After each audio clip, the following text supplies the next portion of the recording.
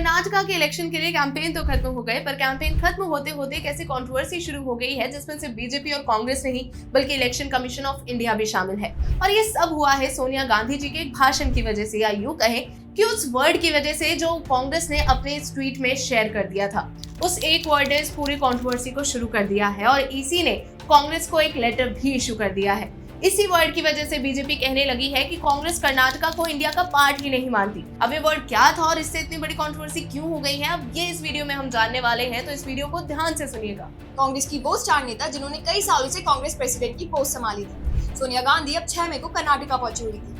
भाई इलेक्शन है तो स्टार नेताओं का वहां होना काफी जरूरी था। ये वहां पहुंची, एक रैली को एड्रेस किया और कर्नाटका की 6.5 करोड़ की जनता को एक मैसेज भी दिया। वही मैसेज जिसने बीजेपी को मौका दे दिया कांग्रेस पर सवाल उठाने का और ये सारी कंट्रोवर्सी कर दी।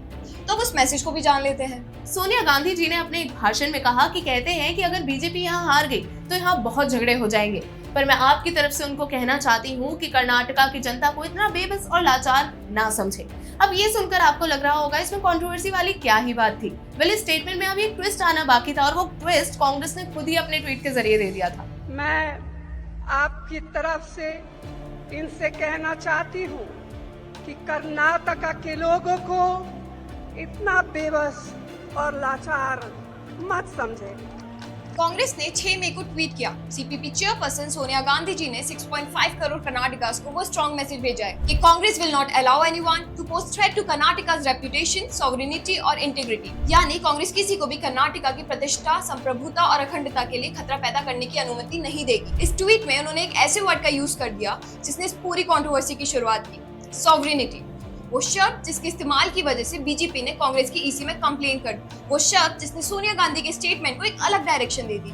वो शब्द जिसका सोनिया गांधी ने अपने भाषण में यूज नहीं किया था। तो अब यही जान लेते हैं कि आखिर सॉवरेनिटी का मतलब क्या है और इससे इतनी प्रॉब्लम ही क्यों है। सॉवरेनिटी, ये शब्द आपने अक्सर प्रियम्बल में पढ़ा होगा। इसका मतलब होता है संप्रभुता और आसान शब्दों में कहूँ तो स्वतंत्र राज्य। जैसे इंडिया एक सॉवरीन कंट्री है और कर्नाटका इंडिया का पार्ट है। जैसा बीजेपी ने कहा कि इंडिया के यूनियन ऑफ स्टेट्स में कर्नाटका एक इम्पोर्टेंट स्टेट मेंबर है और इस शब्द की वजह से ही बीजेपी ने अब इसी में कांग्रेस की कंप्लेंट भी फाइल कर दी है। उन्होंने कंप्लेंट में लिखा है कि जब एक देश आजाद होता है वो तभी सॉवरेन कंट्री कहलाता है। इंडिया एक सॉवरेन कंट्री है और कर्नाटका उसका एक प्राउड पार्ट है।